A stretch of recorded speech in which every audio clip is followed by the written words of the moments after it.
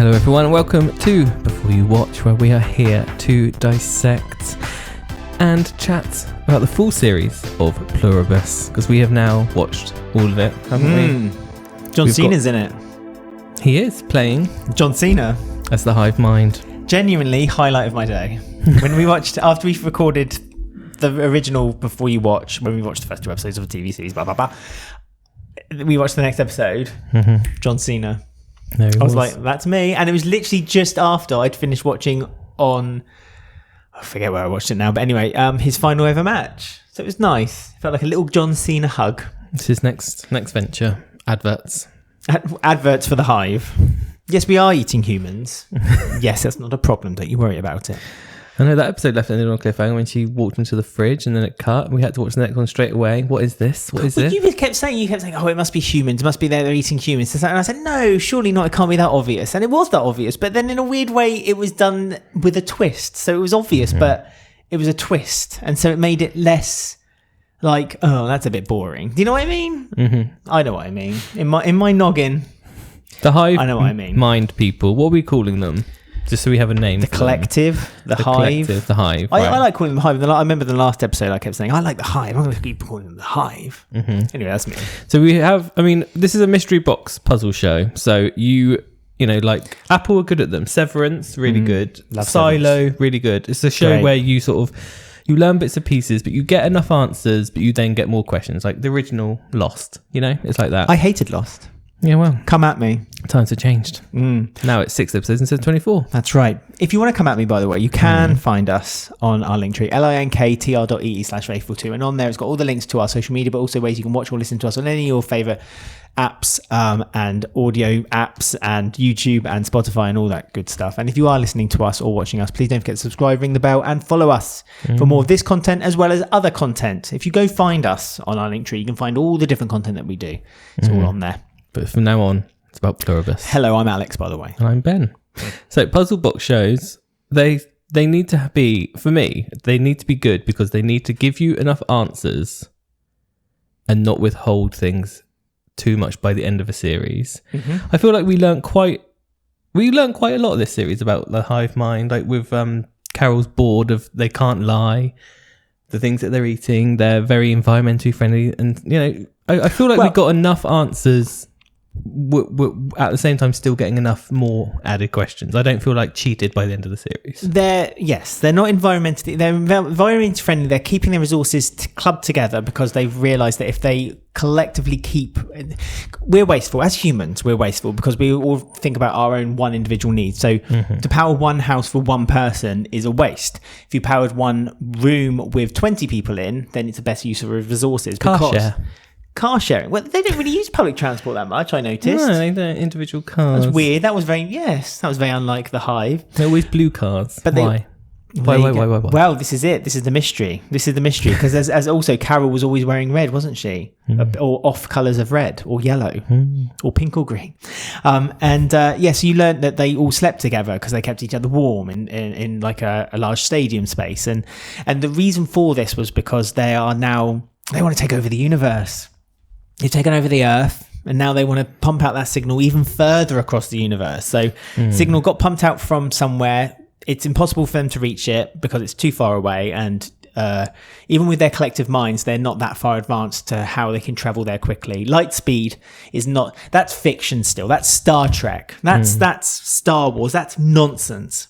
They've not worked that out yet. But they have worked out that if they carry on that signal going out further, they can then bring this hive virus outward to other planets, to other people. Yes. So that's presumably to bring people into people might visit Earth. Or I don't know, because they said this is all from the John Cena advert, basically, where he's basically explained to Carol what they're doing, where they came from. The John Cena advert. The John Cena advert was talking about the people. So basically, what they do is they've ground down essentially people to a powdered dust, and then they've then watered a bit like protein powder you use before you go to the gym, and then they only have enough drink. resources for about 10 years, they think. Yes, and the ones who haven't been hive mind are now trying to help the hive minds, but the hive minds are like, yeah, no, you're not as intelligent as us, and if we still haven't figured it out yet, we don't really need your help. But they're thankful for that. Was the line, they say, but they did thank us for it, so that was nice of them.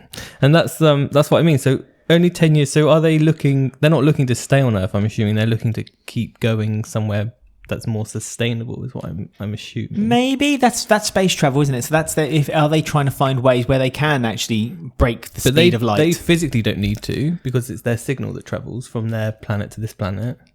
Yes, because we're human. The human body is essentially a vessel that's carrying that signal. And yes, you're right, actually. You're quite right. If they can then just take the signal out of themselves and then carry on traveling. So, yes, I mean, I thought of it that way. Maybe that's what they're doing. They're traveling across space using signals that they use as like almost the Earth is like a port. And from this port, then they're moving on to the next. A bit like the map from Super Mario Odyssey, where you take that big ship across the different parts of the world. Yeah, similar. Very similar, just as signals rather than a big ship with a balloon that's powered by moons. Is that how the hive would explain it to you? If I tell you, yes, I'd have Mario. We know you don't understand fully. So here's a diagram of Mario for you to understand it. If done Presented by someone from Mario, what's his name? Matawata, whatever. One of him. Miyamoto. Yeah, him. Miyamoto. Miyamoto. Yes, I'd like that. I'd like that. Or who's the guy who used to do the voice of Mario? I forget his name. It's That's not what I was important. trying to remember. But so we got that going on. We had some comments as well, which basically, because we were trying to work out what like the theme of this was, and some of the comments were saying that it's like a take on dangers of AI. Yes. So once I read those comments, and thank you to everyone who got in touch with us, by the way, we do appreciate your comments.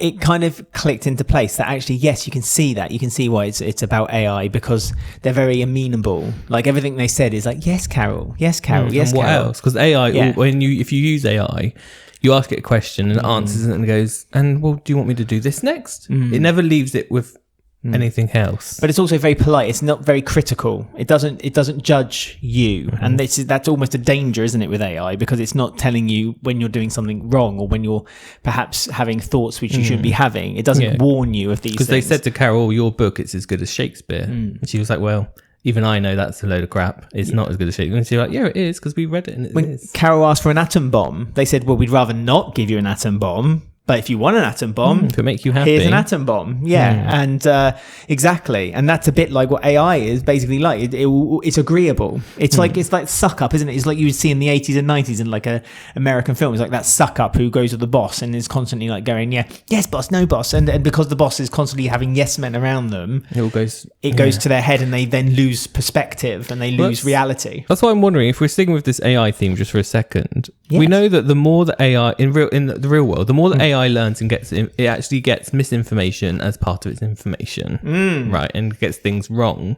because the hive mind has got the mind and memory of every single person.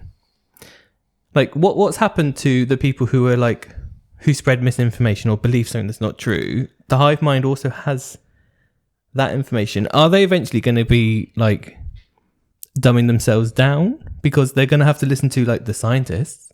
But also, do they also have to listen to, I don't know, a right-wing journalist? Do you know what I mean? Like, they have all the information in the world. How do we know that the hive mind is actually that intelligent?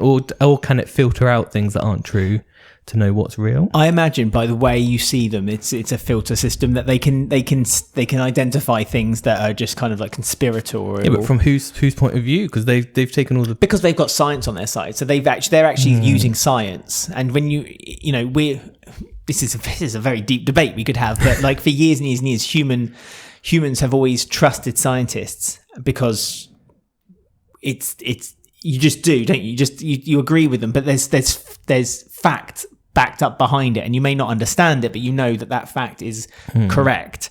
But now we're being fed that actually, what if it's not? And because it's just that little seed of an idea makes people go, well, actually, what if it isn't? And it's like, but what if some of the hive minds start thinking? Do you know what I mean? Like, or is that just not? But yes, in like their it gets corrupted. What was that AI before Grok on Twitter before it was bought by Elon Musk years and years and years ago, before AI. But they put out an AI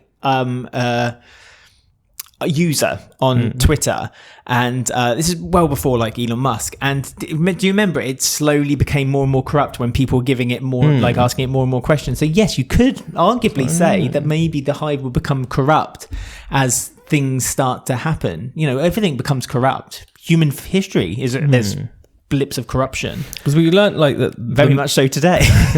The main thing we learnt was that they can't lie. That was the most important bit of information Carol got from them, where she asked them questions and they couldn't lie. So when they kind of didn't answer one of her questions, it was like, well, you haven't answered, so that's a yes. When she said, is there a way, have you worked out how to make us like you? Which they have, which was taking bone marrow? They get something from the bone marrow. I can't remember exactly what it is. They need your permission to do it. Yeah, they can't do it because it's quite a big operation. It can be quite dangerous operation. And that's the caveat. It's like, well, we can't do it without your permission. She was like, okay, good. So you can't do that to me. But obviously on episode 2, the last one that we watched before on the last podcast, where they went to the ice place, she very briefly mentioned that she had her eggs frozen. Yes, and we didn't think anything of it. No. And then as time went on, we thought, well, hang on. There's a reason why they mentioned that, yeah. And then we found out at the end there was a purpose for it. And as you're quite right, so the hive they've not broken their own rules, but they found a way around them. And so now Carol feels threatened, because before this, Carol basically had moved the hive away from her. Like she had deliberately pushed them away, and they decided that they would give her space. They moved out because she drugged out. Zosha, her, like the person who she's bonded with, because they found a way. Well, Carol figured out that if you can drug them, mind altering drugs, it brings them back to their human state. And so much so that there's been observed by viewers that when she was under observation after Carol had almost put her into cardiac arrest, so almost killed Zosha by doing this, they weren't referring to Zosha as us anymore. They refer to her as she'll be fine. So maybe she had fallen out of the hive at that point. With stuff like that, though, it's so difficult, because it's like when you're watching it, or people are dissecting shows so much with like that was just one line of dialogue from a woman who was playing a nurse who said she'll be fine when Carol said, is she okay? And it's like, is that purposeful? Well, you hope it is, but then also you're like, is that just one mistake that got through by accident? Do you know what I mean? Everything is on purpose with but you don't know stuff like this. Like if there's like one thing in the background which is just done by accident, it's like 8 episodes. That's filmed over months and months and months. The script would have gone through the ringer. That every single piece of dialogue on there is on purpose. Absolutely on purpose. So they've said that, but it's not been spotted by Carol or anyone. Just a little hint. It's just a little spot. And that's when all of them deserted Carol, because she basically had upset them. They left the voice an answer phone message. I love that answer phone message. Heard every time hundreds of times, and every time she did it, they let it play out every single time, which was quite funny. And can I remember? I'm not sure if I can. It was like, hi Carol, we don't like you very. No, we want to leave. We've given you some space for now. We still love you, Carol, but if there's anything we need, we'll try to get. And every single thing that she asked for came by drone. And to begin with, Carol was a bit like, nah, this is fine. I'm okay on my own. She even went to visit the other, I forget his name now, played by Samba Suchi. Yeah, the guy who is just basically being king of the world. He did his James Bond dream, didn't he? Because he played out like a Casino Royale type them scene. all act for him. Yes. And that was another thing. Like I love those moments. The second he walks out of the room, they're like, right, back to business, and just drop their characters. And we saw that on the last episode. Was it the last episode? Last episode when she's in the ski lift, but also you saw it in, I think, episode 6, where the hive rebuild the whole diner so that she could relive them. Because what they're trying to do is to distract her, and they're distracting her by encouraging her to start writing again. And Carol's kind of aware of this. She brings it up, but then realizes that actually, you know what? I'm making a best of a bad situation here. None of the other 12 want to talk to me about it, nor are they interested in changing anything, so why should I be the sole person who wants to change anything? But yeah, I love those moments where you see the hive kind of acting out these scenes, and then as soon as you can almost in the back of your mind hear the director go, and cut. Yeah, don't need to put that front up anymore. And as soon as Carol's gone, like when she's at the diner, she realizes that they're kind of like manipulating her a little bit. She storms out, and then all the cars in the background stop moving. All the waitresses just put the trays down and walk off. It's just such almost a tingling moment. It's almost frightening. It's like I say, it's like a zombie film, but the zombies are being overly nice rather than wanting to eat your brains. And it's so fake as well. Like when the girl at the end wants to join the hype mind, and they're doing her traditional song, and it's like all this song and dance. The second she's taken over, they're like, right, all that culture. That's that culture gone now. Basically, is the message there. Justice to the goat. Yeah, and the little baby that goat. My heart bled when it bleated. Like, meh, come back. So that's where the AI stuff comes in, because it's like Carol's writing, art, like culture, song, music. All those things are not important to the hive, because all they want to do is, I don't know. Their mission is just to survive. Their mission is to spread basic way that they can. Their mission is, as you said, to move on. If something doesn't have a point, then they don't use it. So music, culture, writing. Although there was one line where Zosha was like, "Oh, you're writing again. We really want something new to read." And it's like, was that a slip of like, "Oh, we quite like something new," or was that just them appeasing her? That was around the same time as the diner thing, wasn't it? They're distracting Carol. They knew that, and it worked because she slept with her. Yeah, yes. Well, Carol. So Carol had they all left. Carol went to Las Vegas, drove back from Las Vegas, and then there was pretty much a whole episode where you just saw her kind of humoring us. She was breaking windows. She took up golf. She, let off fireworks, and she got to the point where a firework was literally fell toward her, and she'd given up on life so badly that she was willing to just, she was just willing to let that firework kill her. Or at least maim her, and she and luckily it just zoomed past her. At that moment, honestly, I was gasping. Like at that moment, I was just. There's two moments when I gasped, and we'll talk about the second one in a minute. When poor old Maniosos, yes, when he's going through. That was the same episode. He was taking his trip from where he was to Carol. Yeah. Carol was just having a vacation, and he had to cross the Panama. And oh gosh, that moment when he fell into that tree. Honestly, I literally gasped so loud. I was like, "Oh my god, I can't believe that!" It was obviously going to happen, but it was like it just took me by like such a surprise. But yes, so Carol painted on the road that she wanted them to come back, and when they did come back and Zosha appeared in her car, Carol embraced her immediately, started crying, and you could just tell that like the loneliness was too much for her. Not only is she being ignored by the 12, she was being ignored by the hive, and that was just a step too far. And as you say, and then I think that they took that as a moment to kind of like encourage her, to maybe convince her then at this point that, you know what, we're better as a collective than we are as individuals, and once you become one of us, it's the best feeling in the world. Because again, Zosha talks about that with Carol when they go on their little vacation, and she tries to make her use like the right pronoun. She's like, stop saying us, it's you, I, me.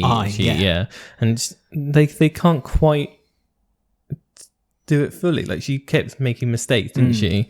Which were little hints to Carol that actually this person that you're not falling in love with, but falling for, isn't actually a real person. They're still the hive, and they're just doing it to appease you until they can get the treatment sorted for you where you'll be happier. But Carol thought she was safe. Carol thought that she could just carry on with this existence, this life. And so then when eventually Maniosos, so he's traveling across the country from South America to North America via Tenerife, because we found out that they filmed a lot of it on the Canary Islands, which was outstanding. I wish I'd known that, because that's just a hop away from us. It's like, oh my God. We do the trip ourselves. We should do that one day. Again, interesting with their character, the way they develop the character, but when he's on his own, he's very sort of stubborn. He doesn't want their help. He's paying his way for everything he uses. He leaves a thing, and when because he thinks to they're going to, when they go back to being human again. He doesn't want to have any debts. No debts. He wants to just do everything himself. He's a very sort of noble, and you're kind of like,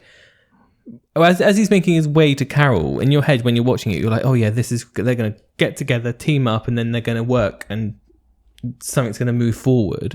But like again, they've done it really cleverly where they met up. And it's like, actually, when you get to know him, he's not actually this brave, heroic guy. He's kind of like an asshole. Like he's very sort of he looks down on Carol as a woman, and he's sort of very he snapped his fingers at her to he's pass rude, her something, and he thinks he knows it all and doesn't want to really listen to her. And it's like that's quite interesting how they've made it's like actually no, he's not a hero. Actually, he's kind of a jerk.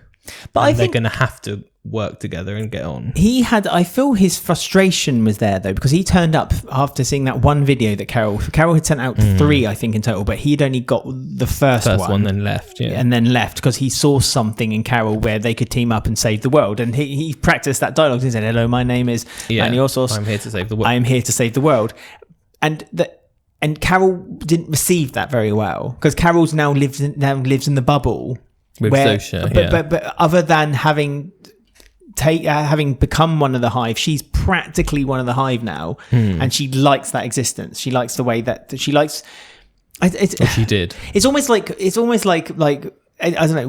Weirdly, a bit like Brexit. It's like we're part of Europe, but a lot of people thought it would be better as a step away from it rather than being fully embraced. I didn't think we were getting Brexit reference in this. Well, there you go. Everything's Brexit. You know that by now. Ever since 2014 or whatever.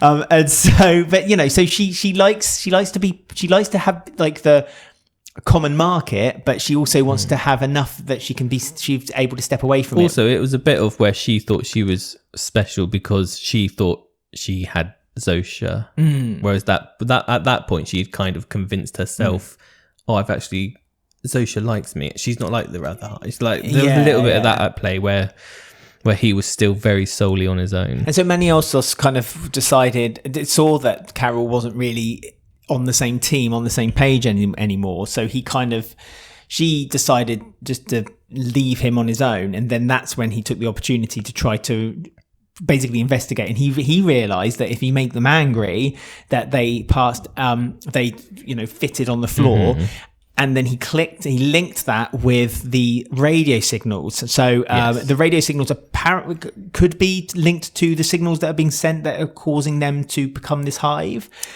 because the signals became very distorted when they started to pass out and fit on the floor. And Maniosos had worked that out. But by this point, Carol was angry at him because he'd done it to Zosha.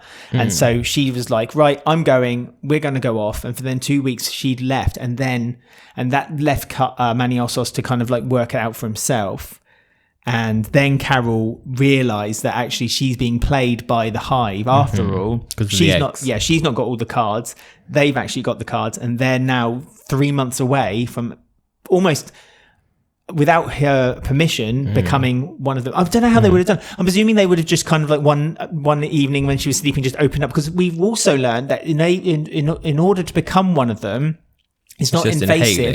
It's not invasive. Well, obviously getting the bone marrow is invasive, but it's the actual procedure is not invasive. It's just inhaling the fumes, fumes or something, which is now we've obviously realized that's how they had done it when they were flying the crop planes above them. We knew it was something to do with those planes. We weren't entirely sure, but we now realize it must have been gone and into the atmosphere. The general one worked on generally everyone, and then these 14 people didn't say they've got their bone marrow, and then we saw the girl who chose to do it. She just had to sniff it. So that's what they would have done. Just have to sniff it then. And in there, just have to sniff it. Yeah, well, story of my life. That's what John Cena says.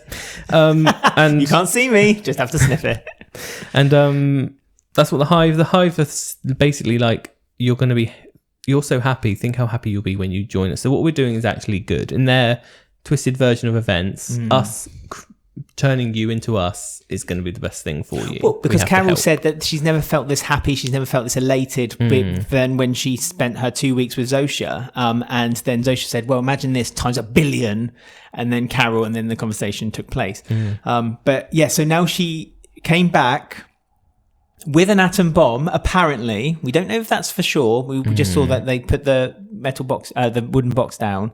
And now we know that series ended on the cliffhanger of that they now want to team up together and blow the bloody earth apart. Because that's another. They're building a huge antenna to send signals. Yes. They're obviously they're doing something in a lab to create these. I don't know what she's planning to blow up or what the plan is, but that was interesting. I was going to bring up quickly as well. When Maniosos came to speak to Carol, he was very willing to basically murder the entire population of the world, but keep the 12 who are still alive to procreate and basically rebuild the earth, because he saw it was an interesting conversation where Carol said, but ants are living beings, they're equal to us. And he said, no, they're lower than us. So he sees them as lower than him. And that's due to his religious upbringing. Yeah, because he also where believes, humans are the highest. Yeah. And he says, because the Hive have done this, that all the humans have lost their souls, so therefore they're not. They need to. Yeah. If they die, it doesn't. They're already dead because they've lost their souls. But I was going to say, there's also a bit when they were playing the game on the football pitch. When they were Croquet. There was a bit of the scenes behind. It's like, Carol, you suck. Like, do you know what I mean? And it's like, have they learnt a bit of humour, or is that just them again appeasing, pretending to have humour for Carol? Do you know what I mean? Well, like, Zosha, they had a bit of humour. It's like, well, that's not very hive-mindy, the humour side. Zosha initiated it by saying to Carol while they're playing the game that she just, if the reason I'm beating you is because you're not very good at the game and I'm better than you. And it was received quite well by Carol, and so obviously it then got to the Hive that, Carol can take a little bit of a jibe, a little bit of a joke. Right, so let's try and do some let's humour. see what we can do. And so it did work. But if you notice, that was also the second time that the Hive collectively has spoken to Carol. The first time being in Las Vegas when she said, I don't give you permission to take my bone marrow. So it's interesting that they're still talking to Carol from a safe distance. Do you know what I mean? It's like they're using Zosha as the main. They know that Zosha is the one that they've made this connection now. Yeah. But everyone else, unlike others that of the 12 or now 11 who have now who haven't been changed yet, they still are happy to interact with the community. A lot of them. Carol's still not comfortable with that yet, and so the only way they can kind of interact with her is through Zosha, or through like a large board, or through a TV, through John Cena. John Cena was. It goes to show that their initial intelligence or intel worked, because they said this girl that they've made, who is Zosha, they picked her right at the beginning. Said this is the one person in the world that may work. Let's send her over, and lo and behold, it did work. So. Maybe they're cleverer than we thought. Excellent series. Honestly, I know that there was a lot of talk out there of people saying that like it's a slow burner, and it is, but it's worth going through it. It's just amazing. Well, that's right. So we had some comments. Harry said, started watching it, absolutely loved it. It's very odd, but the themes of AI are very true, and you can see it subtly being portrayed. Jess says, I think this may be too smart for me. No, I couldn't get into Severance. If I can understand it, Jess, don't you worry about it. Sorry, I fear I won't understand this show either, because I didn't understand Severance. But I appreciate the podcast, and I love this as a podcast idea. I mean, if it's your type of show, the puzzle box shows are very much. I mean, I don't know. I mean, but that's an Apple TV. I feel like this is they saw that it worked with Silo. They saw it worked with Severance, and Apple TV are like, right, more of them. Because they're the ones that get talked about as well, aren't they? But I'm just hoping. I mean, the trouble is with me is like with stuff like this, I kind of like, I want the answers, and that's why at the beginning I was sort of like, a puzzle box show has to give you enough, and not withhold too much. Especially for me, I need to get enough out of it, and I do feel like at the end of the series, I got enough answers and I got enough new questions.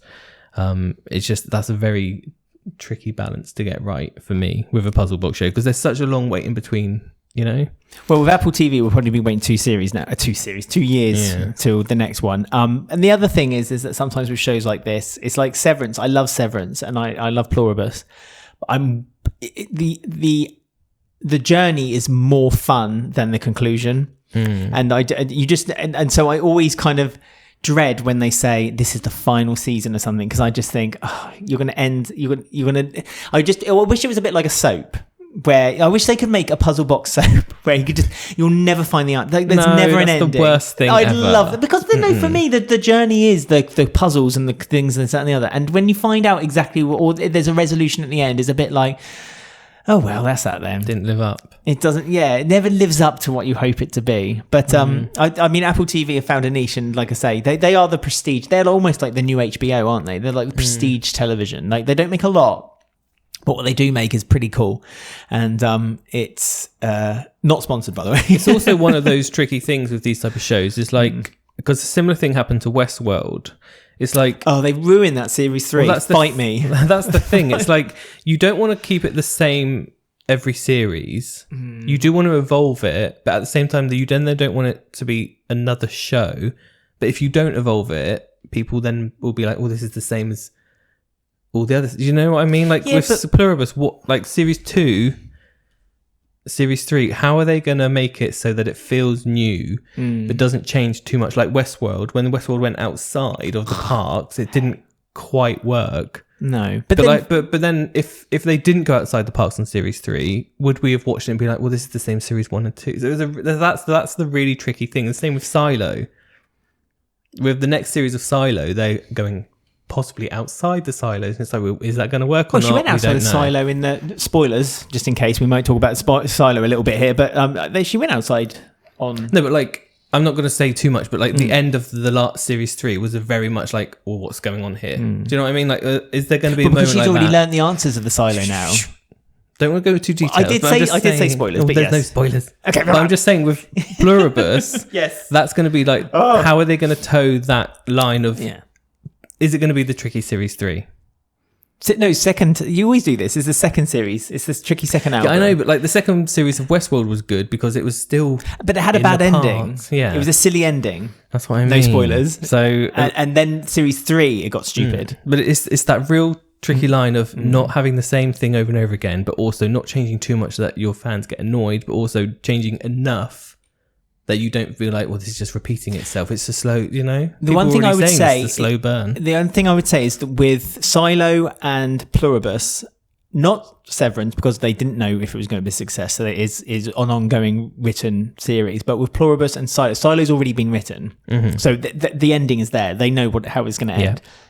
Pluribus, they've already knew that they were going to make 2 seasons, so the plot, the outcome is there. The arc is there. Yeah, I mean they're doing more than 2, but 2 were commissioned at the same time. You don't know they're doing 2, more than 2. I think the guy said he has a plan for 5. I think total. If he has a plan for 5 and it's not just stick made up, to the plan. Stick to the plan, please. And then if they ask you to make more, say no, because sometimes it's okay to stop. People say that to us about our podcast all the time, and they're right. Here we are. Okay to stop. No, it's not. But yeah, that's what I'm looking for. I liked the series. I thought it was great. I wasn't bored at all through it. Not at all. It was exciting. Every moment, even the moments, like there's episodes when there was almost like less than 5 minutes worth of dialogue. And for me, there were some of my favorite episodes. The way they were able to, the actors are outstanding. The way they were able to show what they showed through just emotion on screen, on their faces, was honestly just brilliant. Just brilliant, honestly. That's what I was really impressed with the Manuel, because that's like I say, like you have this idea of him as this stubborn hero who's going to travel across the whole world on his own, and then when he gets to thing, it's like, oh, actually I don't particularly like you, but let's see where you go. So that stuff like that is clever. But excellent cast, brilliant. We've also got the question of Zosha, because we're kind of learning about her as who she was before. Is Carol expecting her to like come out of the hive mind and like she's not going to remember who? Do you know what I mean? It's like, so there's that weird thing. I feel like Zosha is going to be the one that it's going to break, and that Zosha is going to be the one that they're able to, even if it's just temporarily, they're able to get her out of there. But if they do, Carol's going to be expecting this relationship she's built, but it's not going to be that, because it's going to be this woman who's where's she from? Poland? No, she was from Poland, but she was found in another Israel, country, or somewhere. And we've learned bits about her past where it doesn't look like she's had a particularly good upbringing. We don't even know if she's a lesbian, because she said, "Oh, I had a part." So she had a partner long ago. But that's all they said, and it's like, so yeah. I think they avert expectations a lot on this show. Like, you see the character who you think they're going to be, and they're not who they are. So that's something that's going to be interesting, if they're going to be able to snap anyone out of the hive mind, or if they break the signal. Yeah, stuff like that's going to be interesting. The people we know the most about, person I should say, we know the most about is Carol. Everyone else we don't know a lot about. We get little trinkets and that's it. Because I feel like Maniosos, there's a dark past to him as well, where he's just so stubborn. Yes, exactly. He hates his mum, and that could lead to why he has this kind of like not superiority, but kind of looks down women, expects them to kind of like pick up what he's doing. This is what you said at the top of the show. It's like there's been things answered, but just enough that there's enough questions to move on to the next series and want more. But can I wait 2 years? I can't. Just rush it out. Well, hopefully they're going to do the Severance 1 year. Severance 1 year, Pluribus the next year. Yeah. They'll take it in turns. It's the Game of Thrones Westworld when HBO had the 2 big hitters. Game of Thrones 1 year, Westworld another. It lasted a good 4 years and then it ended because both shows then went to plop. There you go. Arguably. Get in touch and let me know if I'm wrong. But I like this. This was good. This lived up to expectations, and yeah, well done. Very Apple exciting. TV wants more. Yes. Well, I think we should credit the writer. Yep. Lovely. So you can all let us know what you pause. thought of what if I edit out, then what? Then there's no pause. Maybe I'll add an extra pause in for you. I'd love that. Every time you talk, I'm going to add a 10-second pause. People need that so they can register what I've just said. That's right. I talk too quickly. So let us know what you thought of the series now you've watched it all. If you have, indeed, you put it in the comments below on Spotify, YouTube, and everywhere. And where can they find all these links Don't to ask them? me. The link tree, Ask the linktr. They're telling me it's linktr.ee/faithful2. That's our link tree. And it's got all the links to what Ben's just said. He's quite right. You can comment underneath our videos on Spotify, YouTube, or listen to us on any of your podcast apps. And please subscribe and follow us, because then you won't miss any further content, because we will be doing lots and lots of shows before the end of the year, but also we'll be talking about lots and lots and lots of shows in the new year. And you can also well. recommend any shows that you think we could do before you watch on, because someone recommended Heated Rivalries recently, and we did it. Oh, we did. We've done the before you watch of Heated Rivalry. So go Rivalry. We butcher names in that podcast, so please do enjoy that. Only one name by mistake, but it's fine. But what else? And yeah, you can find us if you want to help us monetarily. You can give us a one-off or monthly payment of £5 by going to buymeacoffee.com/faithful. On there, it just helps us with the show a little bit. Lovely. So we'll see you all again soon. Goodbye.